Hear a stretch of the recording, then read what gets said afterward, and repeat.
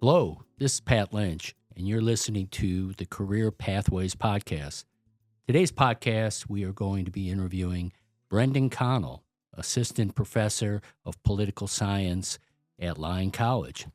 Brendan's specialty is global politics and global migration. And we thought that given everything that's going on in Washington, D.C., with the 370-page immigration bill now being hotly contested, that we would focus on everything in immigration, especially around our southern border.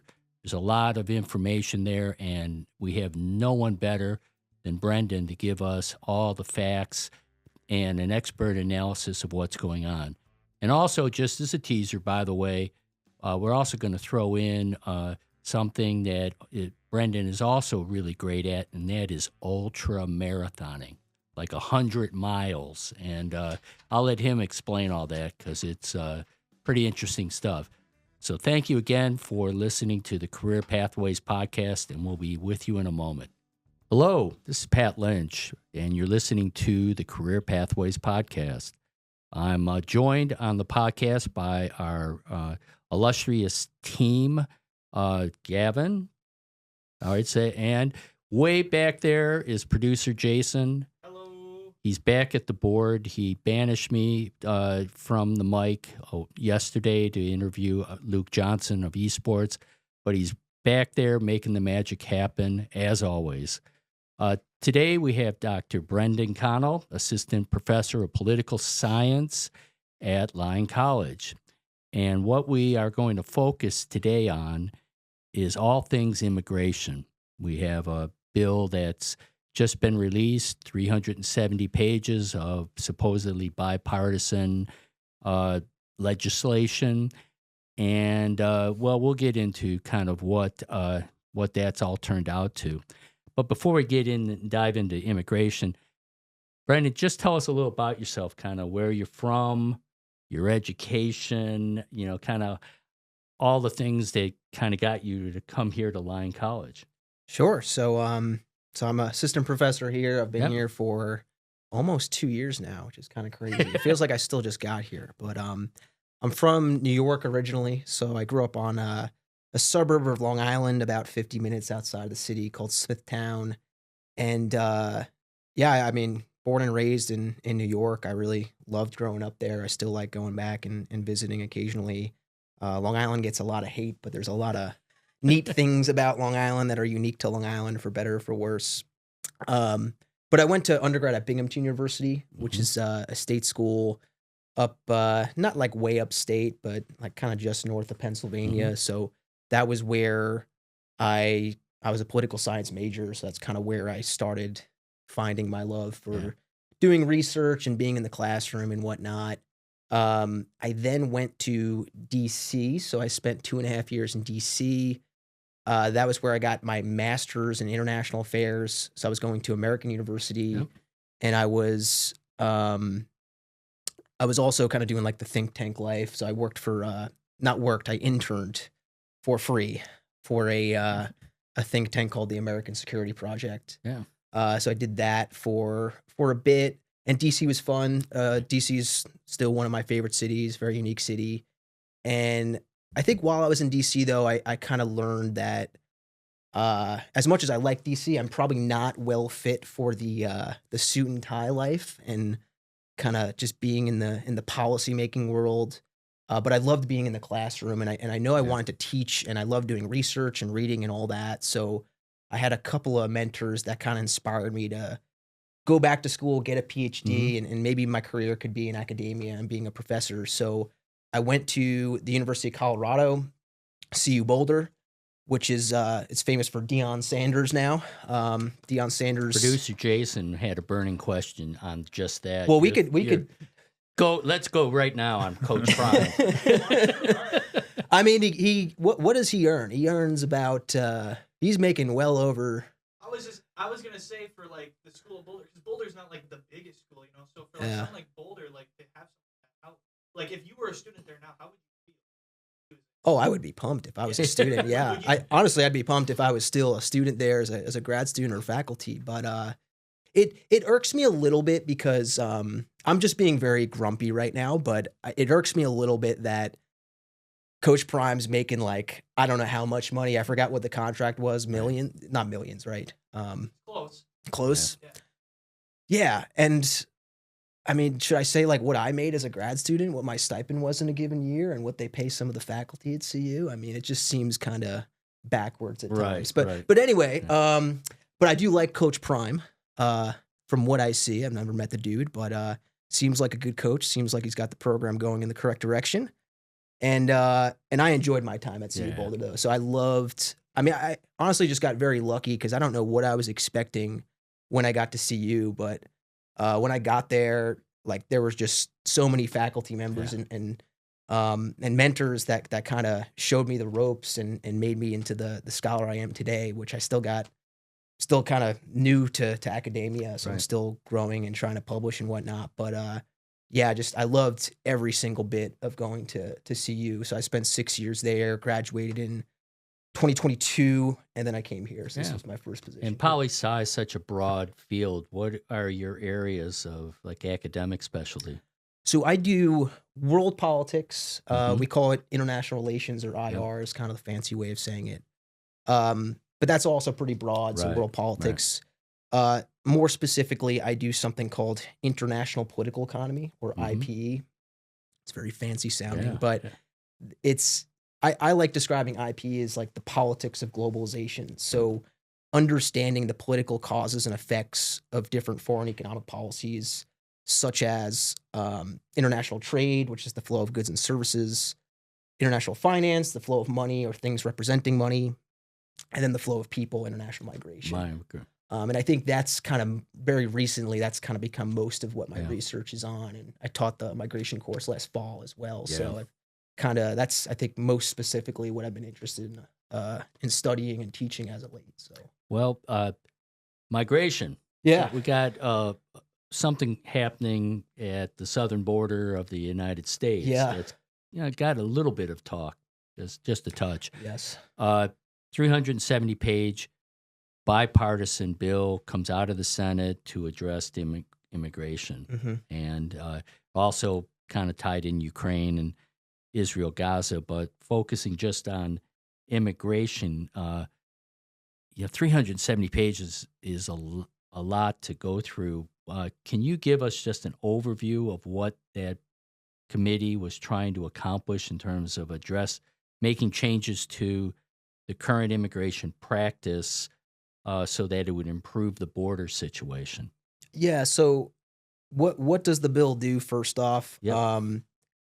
I guess the first thing to mention is it's actually not just purely an immigration bill. It's what's called omnibus legislation, which is where you're going to lump a bunch of different things together that are seemingly unrelated. So there is a lot of funding that goes to border enforcement. So that may include building physical infrastructure, such as a wall or something else, as well as, we want more border patrol agents, ICE officers, whatever. There's also funding though that goes to Ukraine. There's humanitarian aid that goes to to Gaza, and then there's aid to Ukraine as well. So all this gets lumped into the same bill. On the immigration side of things, though, so we mentioned border enforcement. It's also it would give the president the authority to shut down the border. I believe the number is if undocumented flows or if people moving in exceed 5,000 is the number I saw. And it was like a weekly average or some. I heard a day. Maybe I've got number. Yeah. But there's some threshold though, and then the president can step in and essentially shut down the border. Which what does shut down the border mean? It means we're not going to grant asylum to anyone. What's asylum? Asylum is you're going to allow someone to come into the country that is literally kind of fleeing for their life, where if you turn this person away, it's going to risk their life. So these are people fleeing religious persecution, political persecution, civil war, abject poverty. People have different definitions in terms of what makes a refugee, what makes a like who should be granted asylum and who should not be. But the general spirit of it is it's kind of a humanitarian Right. way for letting in migrants. According to international law and according to our own laws right now, everyone has the right to seek asylum. Mm-hmm. You can deny someone asylum, and that is up to national governments and Right. courts.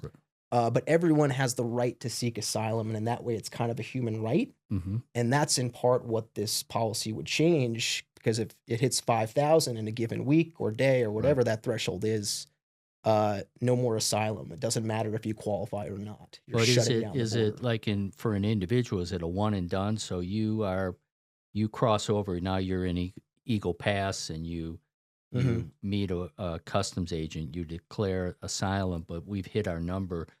That's it, and there's no operate. I never quite understood how that all was going to get enforced. Yeah, well, there's definitely like existing rules. I know if you get denied asylum, it's not like you can't just come Right. back and request Yeah, asylum again. There'll be time limits on that. But um, I mean, this is where it's like probably I do have to read some of the pages in this 360 page bill. Yeah. So I don't know exactly how it would work, but like maybe there's a queue that's set up. That would be my guess. But regardless, I think that's one of the radical changes here is you're basically saying, if migration exceeds a certain limit, no more asylum, no matter what. It also makes it so that I believe, actually might be confusing it with the bill in the House, but there's proposals too to make it so that you can only claim asylum at ports of entry. Right. As it stands now, where you are when you claim asylum doesn't matter and shouldn't matter. Right.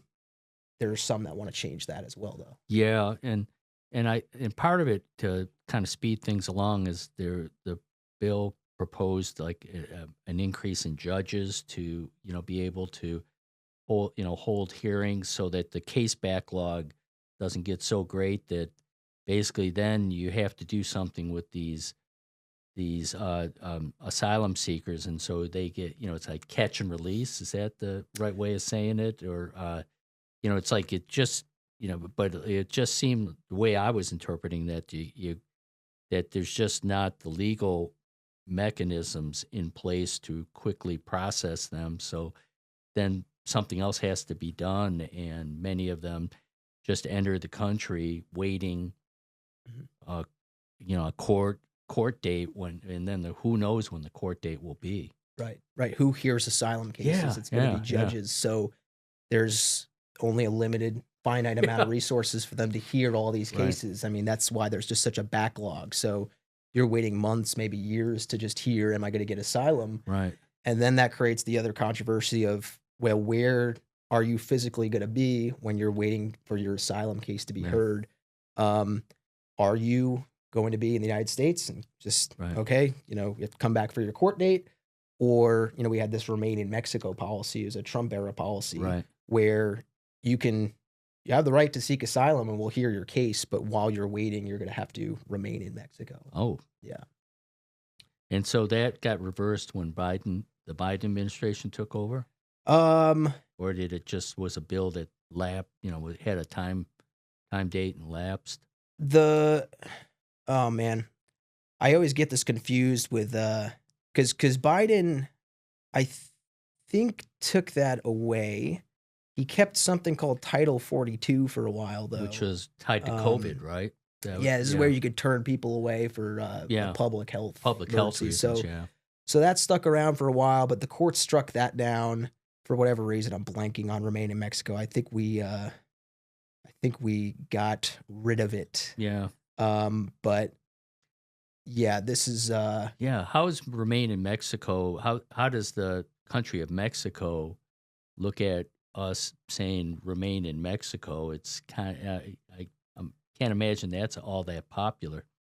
No, and this is where like nothing in the bill that's going through the Senate right now, or in the one in the House for that matter, none of it is involving Mexico in any way, which is a notable admission, because in order to do something like Remain in Mexico, Right. you need the cooperation of Mexico. One would Mexico think. is a Yeah. sovereign state as Yeah. well, so you kind of have to get them on board. If your goal is that we're going to turn away refugees or turn away asylum seekers and put them in Mexico, I mean, there's got to be some bilateral treaty in place, or just even just some sort of tacit cooperation between the U.S. and the Mexican government. So Mexico has cooperated to some extent, but I don't think they're willing to just take all of the people trying to get to the U.S. and just have them be in Mexico. Kind of in general with the bill as it is regarding immigration, if it did pass, would the border situation improve in your opinion? No, I don't. I don't think it's gonna. We're taking a positive, a real optimistic note. No, I don't think it's going to pass the way that it is, and if it does, my position is it's not going to be effective. So I think to understand why, you have to look back in time and understand we've been here before. The debate we're having right now about undocumented migration and the border, we've been having it for a while. We for instance, had it in the 90s in the Clinton administration. It was the same sort of narrative that was being put forth to voters, which is undocumented migrants. Back then, it was predominantly Mexican nationals. Today, it's a little bit more diverse, but same sort of thing. Undocumented migrants. An invasion is the word I hear a lot, and that I read in the papers. And it's a threat to national culture and identity, a threat to jobs, to the economy, a threat to the resources, the fiscal resources of the state, all these different things. So we need to stop it. And what did the Clinton administration do? One of the things they did was, let's say the term was prevention through deterrence, which is we're going to ramp up border enforcement, which is in part what this current bill is trying to do. We're going to build physical infrastructure. We're going to make it so that there's more border patrol officers actually manning the border. We're going to increase the penalties for if you do come here as undocumented. We're going to increase the rate in which you're deported immediately. Increase detention facilities, all this stuff. And the objective, or the goals of that policy were twofold, actually. So first, if you just ramp up border enforcement, it's like fixing a leak in the faucet or in the sink. It's just you physically stop more people from moving to the United States. The problem, though, is you can't do that. It doesn't matter how much money you throw at the border. Migrants will find a way to get in.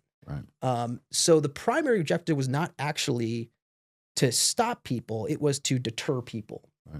If we puff out our chest enough and we sort of show, look, if you choose to migrate into the U.S. as an undocumented worker, you're going to have to climb 3 different walls, and you're going to get caught. You're going to be punished for it. You'll be banned from seeking asylum for X amount of years.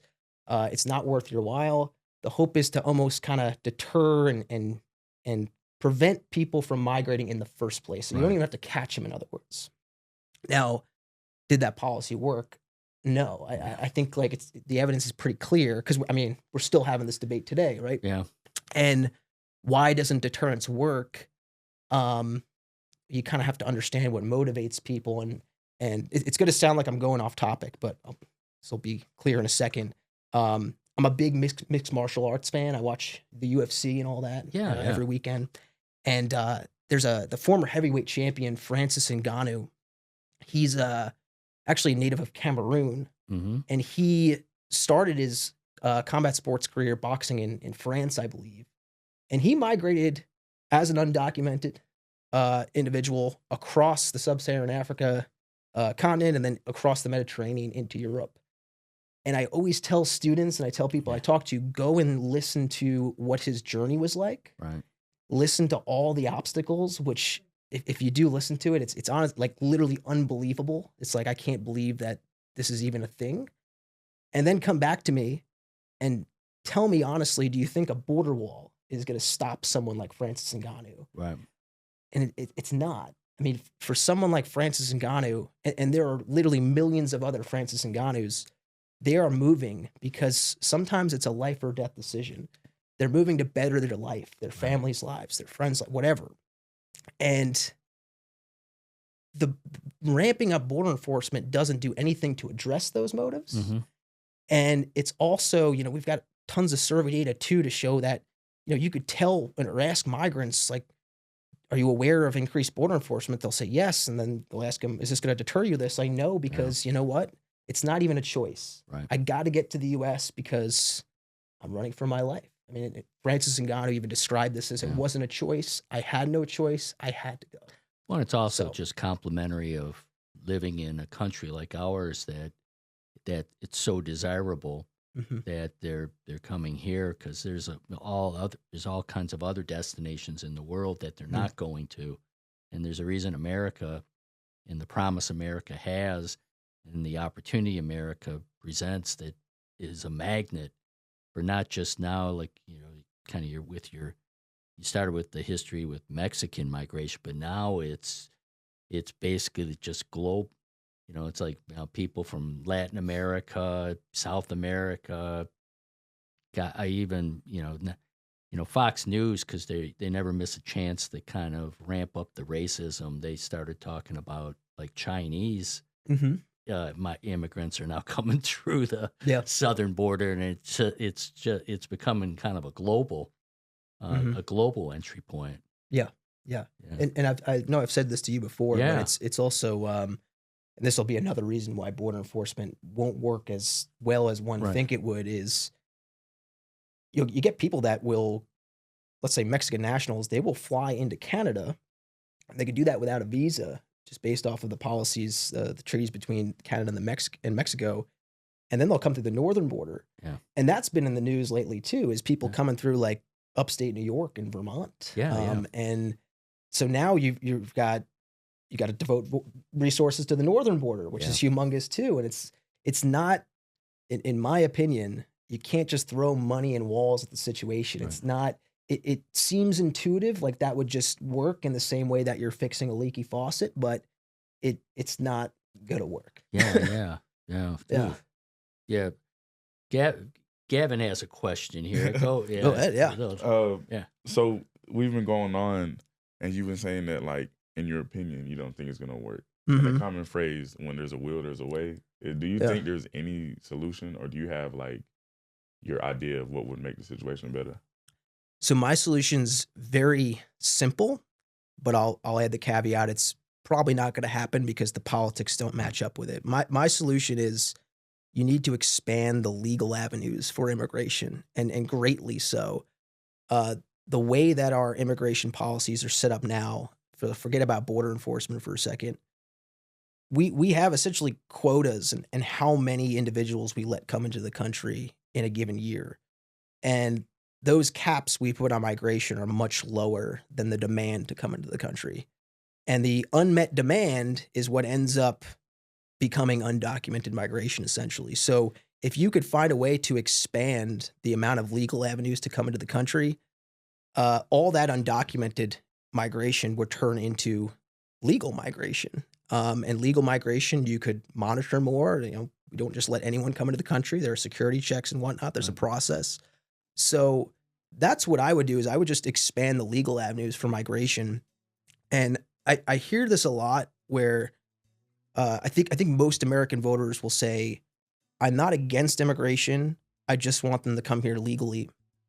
And I understand that sentiment. I think I agree with that sentiment, because I like rule of law. I think you need rule of law and people to follow the rules for democracy to work.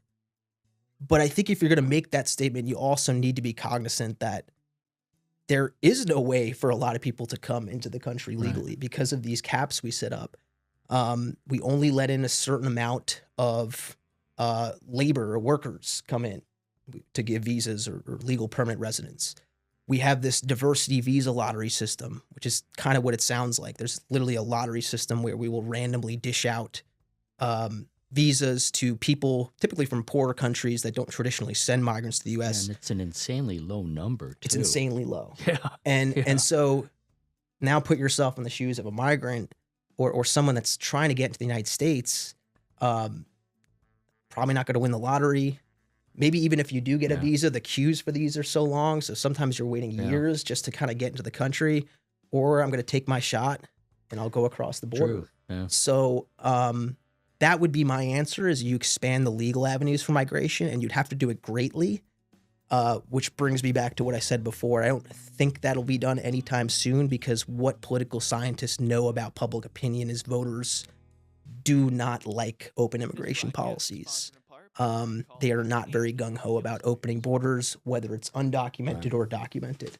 So I don't foresee a president of either party coming into the White House and saying, let's open the borders to legal migrants. Well, but like in kind of what you propose, I would, if I had to frame it, I'd frame it more as being something that the Democrats would be more open to, and that the Republicans would adamantly oppose. And kind of reverse that. What would be an immigration policy that, in your opinion, that Republicans would support? Because it's this finger pointing. It's your problem. It's your problem. But okay, now it's their turn. They have a chance to make changes and fix the border in their mind. What would they do? So I think two things to say here. The first is I actually don't think there is a lot of partisan difference on immigration. Really? Now, I understand you've got this part of the Republican Party that is very much, defend the border and whatnot. Right. I know this is the Trump stance, but I actually think Democrats are just as averse to immigration as well because, again, we go back to voters. Both parties have to respond to what voters want or don't want. Right. And I just think immigration policy, people generally do not want to accept more migrants. They either want to keep things the same or they actually want to close the borders further. Yeah. Okay, that said, though, how would I get Republicans, Democrats, everyone on board? Right. I have my own little solution here. This isn't just my idea, but you do have people, including the Trump administration, actually proposed what's called a point system. So the way point systems work, this is the way Australia does it. This is the way New Zealand does it, a couple other countries, where in order to allow someone into the country, they have to accumulate a certain number of points. Right. And how you get points is maybe you need to be able to be proficient in English. Right. You need to have a job in place already. You could assign points however you want. There are some countries that literally do it. If you live or win an Olympic gold medal, you get like some absurd amount of points. There you right. go. So you could do it however you want. And in truth, I think point systems are not radically different from the way we do things now. But the advantage about point systems is I think you could sell it to voters. Right. Because you're selling it at least as kind of like a meritocracy. Yeah, it's a merit-based way of letting people in. Yeah. Which maybe that's not necessarily true. I can make arguments about why point systems could be manipulated and whatnot, but I'm just thinking from the perspective, if I was running for office and I needed to sell my policy to voters, I think point systems is one way to do it. Yeah. And Trump's come out and tried to say this himself, that point systems might be the way to go. So maybe that's the answer, is not just opening immigration policy, but trying to kind of alter how, like, who we're letting in and the types of migrants we let in. And there's a whole debate with that too, but that's at least one idea and a way to maybe get some compromise and to make this a politically viable solution. Could in theory, okay, so I know this is like a national, but could in theory a state elect be like, hey, we'll bring in a certain amount of immigrants per year or whatever, and they try to get their the state? Do the states actually have the power to be like, we want to bring in a bunch of immigrants? For example, I know Minnesota had a lot of where I'm from, we had a big group of Somali people come in the community because Minnesota was giving the Somali people a lot of benefits for coming and getting their citizenship, visas. Could a state in theory be go to the national government and say, hey, we'll take up a certain amount of immigrants per year and help them get visas, and we'll just keep recycling that program? Or is that something that the federal government has to states could do it? States could lobby and petition for this stuff, but ultimately it's going to be the federal government's call and these different federal bureaucracies that deal with this. You actually have not states, but private actors, corporations that they want to bring in cheap labor. they want to bring in migrants, and that's a whole nother story. Is most special interests in this country actually want to increase borders because that's labor for them to use, and they can make products at cheaper prices. So they can petition and try to get. I mean, there's even been companies that have petitioned to get their own visa category to just create a new visa category and let people in that way. But again, it's the government's call ultimately, though. They don't have to listen to special interests that they don't want to. Regarding like Minnesota, I mean, I know Minnesota is like a big spot for Somalians, the Somalian diaspora, and even things like refugees. But again, who controls refugee policy? It's a federal thing. Since 1980, it's been controlled by really the president. Actually sets the cap on how many refugees to let in. So Minnesota can presumably ask Biden to do this. But do you think if like let's say like the roles were reversed from like Texas and California, say like the California's politics were where Texas is now, do you think the border crisis would be as is? Like if they were more liberal, left leaning than Texas is? If California was Texas, like would the border crisis be worse?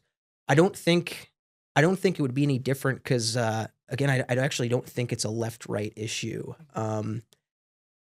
Look, if you ask most voters, do you like open borders? People on the right will tend to be in favor of restriction more than people on the left. But I still think even if you look at the left and if you look at Democratic policymakers, they're not really calling to just drastically expand borders and to let in undocumented migrants. I mean, there are certain issues like the Dreamers, so giving a path to citizenship for people that are here and have not committed any crimes and that are students and good standing citizens. And there's maybe a little bit more partisan divide on these things at times, but just based off of my research and what I see, I think the partisan divide on immigration is not as stark as people think it is. Interesting. Yeah. Is there, with, there's all the talk about just people that are arriving at our southern border now, but we have millions that are in the country right now. What is the pathway to citizenship, or does one exist like that you can apply and then it may take 10 years, but you can eventually gain citizenship, or is that even just non-existent? Yes. So, well, if you come here and you're a legal permanent resident for, what is it? I think it's 10 years is the residency requirement. And then you've actually got to take this exam to show that you know the Constitution and whatnot. I mean, there's that way. Right. There's just being born on U.S. soil, which is, these are the anchor babies as they're called. And that's another way to get citizenship.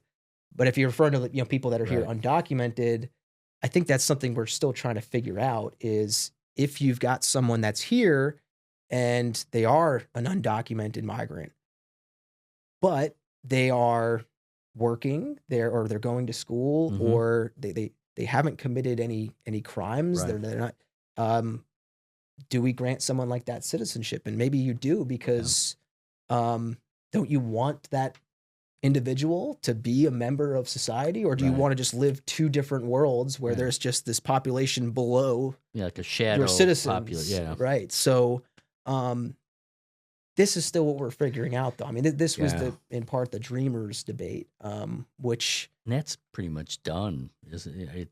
There's nothing like that in the current legislation, and I don't think it's going to be in any time soon because it seems like the pendulum has now swung to a lot of people demanding restrictions on both sides of the aisle. Probably, I mean, even Biden, he talked this game in the leading up to 2020 about how he's going to reverse a lot of the Trump era policies, and that didn't always prove to be true. Yeah, and again, I think this goes back to Republicans and Democrats are actually not too different on this. They tend to behave the same, and I think even Biden understands if I just take this position where I'm going to give the Dreamer citizenship and I'm not going to take any measures to solve the border crisis, I'm not going to win election in 2024. So, Biden's in a tough position right now leading into the next general. You looking like 5, 10, 20 years out, and you look at the demographics of this country, birth rates,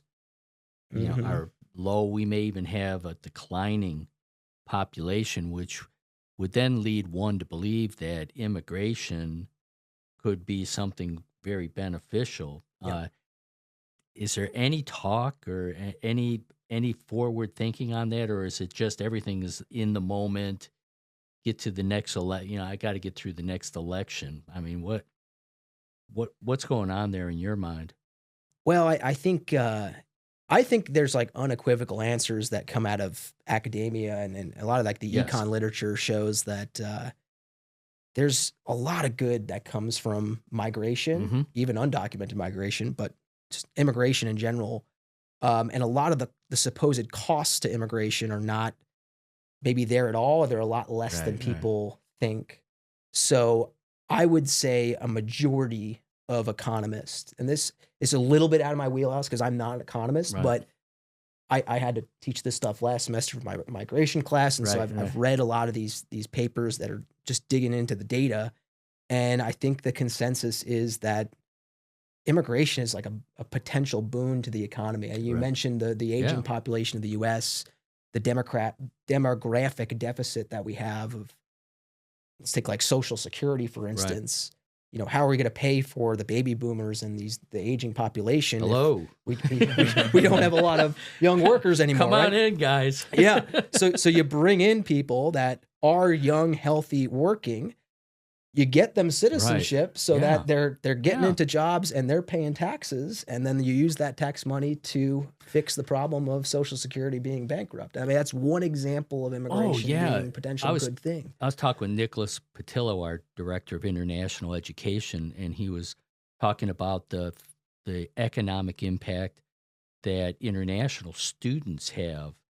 You know, and it's like across the U.S., it's in the billions, and just Arkansas alone was $140 million that they bring with tuition, room and board, shopping within the local Right. market. And so, that's just one small sliver as far as that, because you think about many people that are not here legally. They, chances are they're not paying into the the taxes like so all that Right. tax revenue is just just not there. And Right.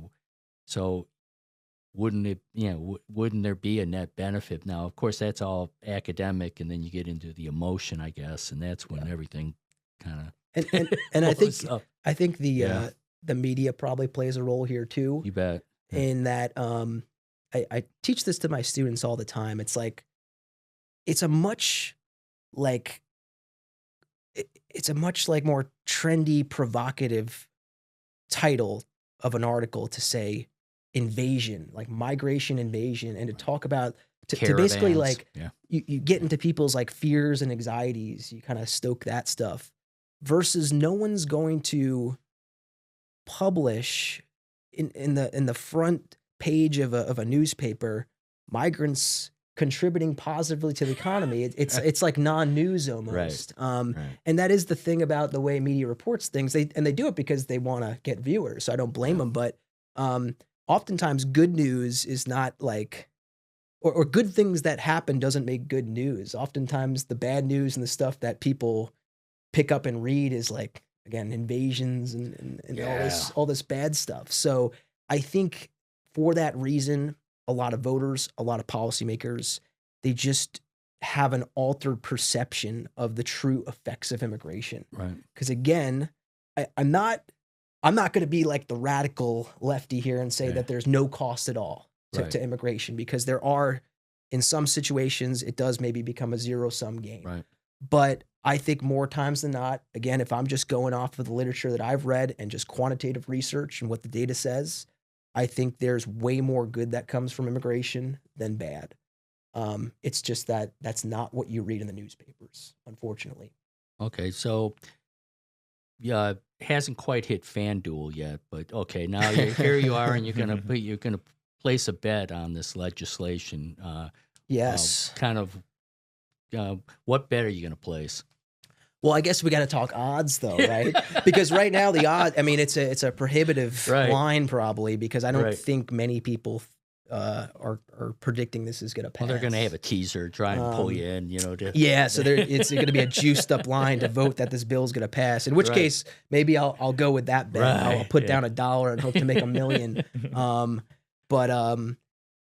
I mean, I don't think it's going to pass. I mean, I think what's happening now is it doesn't make sense for especially kind of like the Trump style Republicans to support this bill.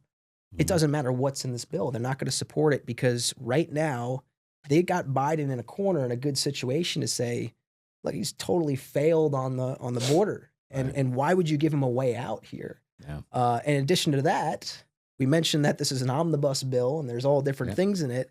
There's also a lot of Republicans that are reluctant to continue the aid to places like Ukraine, for instance. There's just like this isolationist element amongst American voters right now, especially Republicans. So between those different things, I just don't think the support's going to be there because you need 60 in the Senate, and then you got to get through the House. And Well, this is the Career Pathways podcast, so we have to kind of shift gears and talk careers. Gavin, do you have a question on that? What can you tell us about careers in the political science major? Anyone looking to get outside and get their dirty hands wet? Yeah. So for political science, obviously there's the political type jobs you can do. So you can, DC's a really great city. So I have a lot of students I work with that they want to go work and make policy, whether it's they want to go work for the government. That's obviously one thing you could do with a political science major. You can go work in the like think tanks and NGOs that aren't really the government, but they kind of do their own research. There's different types of think tanks and whatnot. You could go work for international organizations. United Nations is one of the most popular ones, but there's tons of international or intergovernmental organizations. So all that stuff exists, but I think what people maybe don't realize is there's a lot of jobs that have nothing to do with politics that political scientists are very well equipped for. And I think a reason for that is over the past, let's say 2 decades or so, political science, for better or for worse, has become an increasingly quantitative discipline. And by that, I mean, it's not just people talking about theories and even being political. Political scientists are increasingly using big data, and they're using statistical software to do hypothesis testing, which is like the same thing that a natural scientist, a chemist would do. It's way more systematic and quantitative than it used to be. So you get skills as a political scientist that are kind of can translate well to other types of careers and jobs. So, for instance, Facebook and Google and Amazon and all these different like big tech companies are actually employing political scientists because they know that political scientists, again, they could use statistical software. They're good with dealing with data. And they're looking for data scientists. Political scientists, we could write well, or hopefully you could write well if you get a political science major. And writing is a very rare skill that's desirable in any sort of career. So, myself, I know I've got people that used to be friends with or still I'm friends with that they started as political science majors, but they're doing something very lucrative that has nothing to do with politics, and they're living a great life right now. So it's not just political jobs that a political scientist could do. It's a lot bigger than that. So, just I think political science gives you a lot of those generalizable skills, writing, data, and all that, which is good. Okay, is there like you talked about being a political science major? You don't have to like do anything in politics, really. Like you don't have to go in that direction.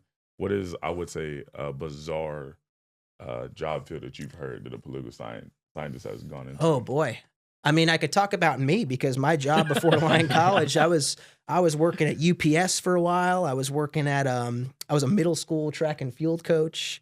I'm not being a good spokesman, I guess, for political science. I was working in between jobs before I went back to get my PhD. Right. Let me think though. I mean, what's like an odd job that I've seen political scientists do? I can't I mean, I mentioned like, Facebook and working for big tech companies. I know a few people that have gone in that direction. But you get into so much consulting, professional polling, The polling talk stuff, about yeah. matching up Poli-Sci and data, they're all these, you could be with, from a Nate Silver 538 to Mhm. any of Mhm. these other really, really specialized polling. You think about just how crazy how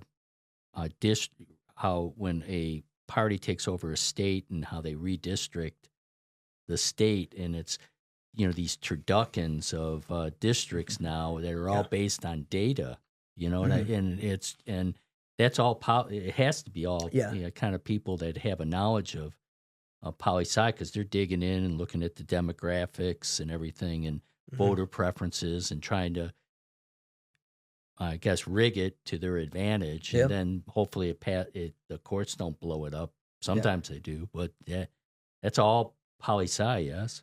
It's anything with data. Like I said, Yeah, anything with data, which is most things nowadays. right. Even things like I'm sure marketing. I mean, if you're trying to sell a product and you want to know Yep. what advertisement works better, why not devise a real experiment of some sort where you can kind of get a sample, a representative sample. You could devise sort of, okay, here's a control group, here's a treatment group. You apply the treatment to one group, control group gets nothing. You get the data on who's going to buy the product. Oh, yeah. You run some models using Stata or R or any statistical software. Political scientists can do that. And So an election is like the ultimate marketing. When you think Right. about it, you got a winner loser. And Right. so was your marketing effective in the end? Did you get elected? And gosh, you look at like the way they segment voters, like soccer moms.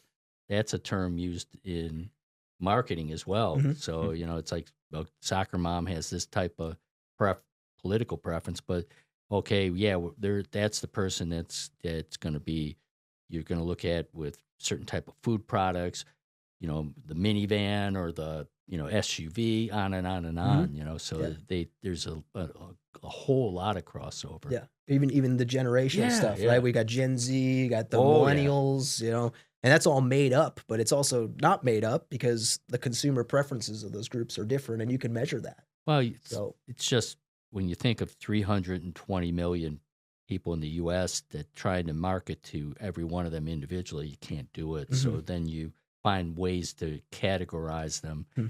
Some may be overly generalized, but Yeah. you can do just that. Yeah.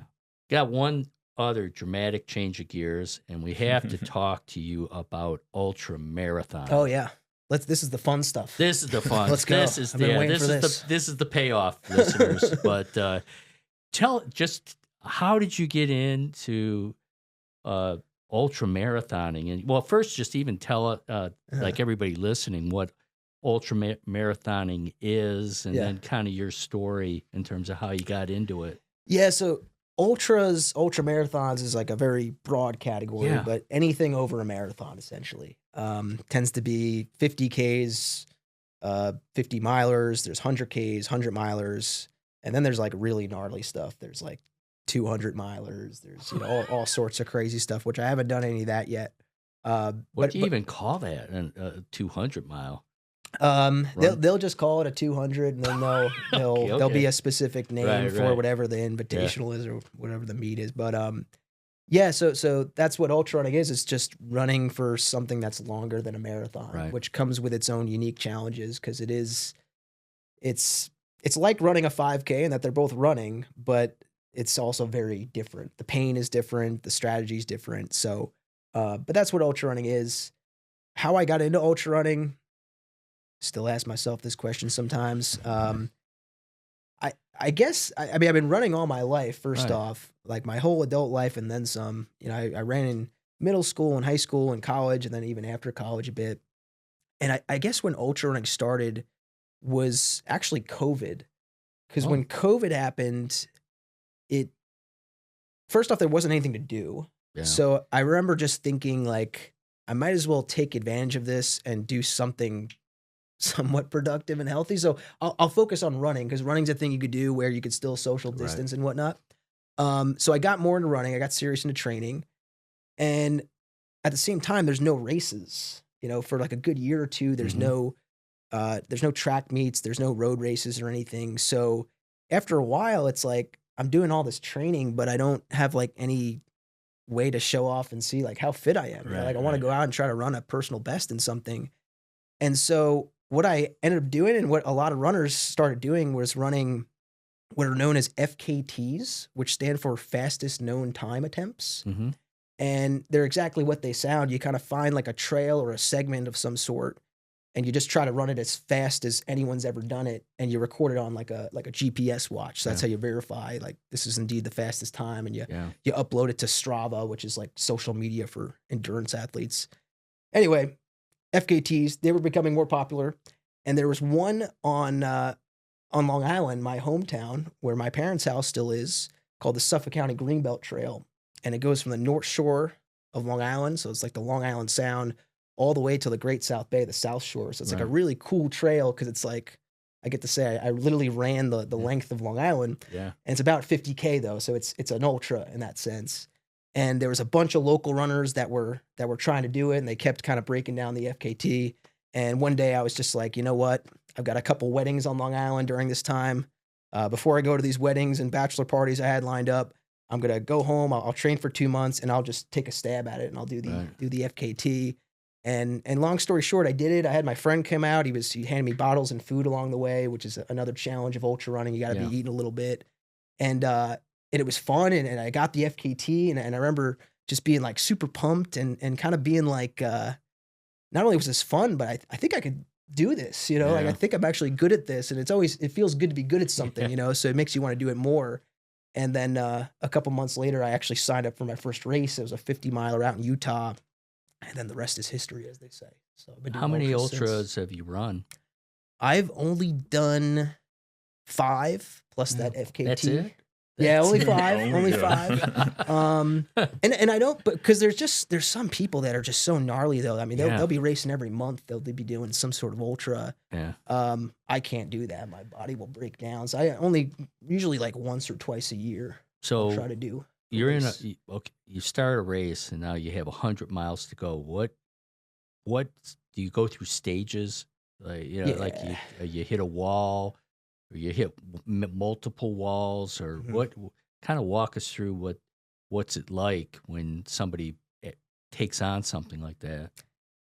Yes, it's the analogy. Then this is not my analogy, but ultra runners say it's like life in a day is what a 100-miler is. Okay. In the same sense that, your life is ups and downs, right? No day is ever the same. Yeah, You've got good days and bad days. And I've only run one 100-miler. That was the Arkansas Traveler I did back in October. But based off of that experience, there are moments in the race where I feel like I can't miss. I feel like I'm never going to get tired. I feel like I'm the best runner in the world. And then there's moments where I'm just questioning why I'm doing this. Why am I out here? I'd rather be eating pizza and drinking beer, watching UFC. I'm questioning how am I going to finish, to the point where I literally don't even know how I'm going to finish. Like it really seems that dark at points. And then there's all shades of gray in between. But the interesting thing too, you kind of learn from experience is it's so weird how you could sometimes within the span of like 15 minutes go from the lowest point in the race to all of a sudden like the highest point in the race. I ran the Finger Lakes 50-miler a couple summers ago, and I think it was like mile 45 or something. So I only had like 5 miles to go, but I just started, I don't want to get too graphic, but vomiting up my food, and I was just stumbling. And I remember there was even, I could see the look on the eyes of the volunteers. I don't think they thought I was going to finish. And I just tried to walk it off. And then literally like 2 miles later, I started running like the fastest pace I'd run the entire race. And you just snap out of it. And it's just it's one of the cool things about ultra running. It's just such a up and down. And that's why, just being mentally tough in those moments and understanding I'm not always going to feel this bad. If I could just push through this wall and find get out of the tunnel, I'll be fine. Yeah. And that just proven to yourself that what you could go through, just to make all our listeners just feel a little even more inadequate that they can't even run a mile. But your 50-mile race, what do you average per mile? It's dependent on the course. So I'll just like, take terrain and everything and weather. Yeah. I did a in Arkansas about a year ago around Thanksgiving. I did it was actually a like a 6-hour race. You go as far as you can in 6 hours. But I remember I wasn't going to run all 6 hours. I was just like, I'll just run 50 miles and then I'll step off, which I did. And I think I was like 6:50 pace. And that was a flat 6 mile. minutes. It was a mile, seconds. a mile loop. Each mile. Yes, on average, yes. Oh wow. So, yeah. Gavin's ready to beat that. You know? No. No, that is so impressive. Just even be able to run 1 mile at that pace for an average person, that's just not achievable. And to sustain that, well, thank you. Yeah. One thing I will say though is, because I mean everyone's got of different talents, and there's tons of ultra runners that could just kick my butt. But what I will say, especially to the listeners, is like you can do more than you think you can. Yeah. Because I hear it all the time. It's like, I'm just not good at running. I could never run 50 miles. I could never run 100 miles. I encourage you to go watch an ultra and see some of the people out there and what they're doing and talk to them. And a lot of them will say, I never thought I'd be doing this. I mean, even me, I never thought I'd be running 100 miles ever. Yeah. And I remember thinking that after I ran the 100 miles, I mean, it made it feel that much better. It's like, it's very easy to sell yourself short. Right.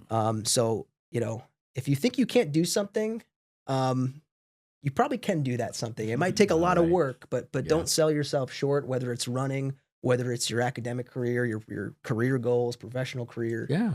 There's a lot of life lessons I've learned from ultra running that apply everywhere. And I try to tell that to my students and people that are willing to listen to me. Awesome. There could not be a better way to end this Here we go. podcast. Yes, Thank you, Brendan. Of course. My pleasure. This was awesome, fun. awesome conversation.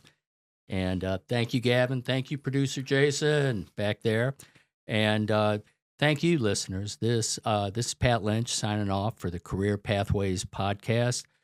As always, we always close our podcast out as a reminder of where can you find the Career Pathways podcast, and who has that answer but producer Jayson. Let us know, Jayson. You can find the podcast almost everywhere.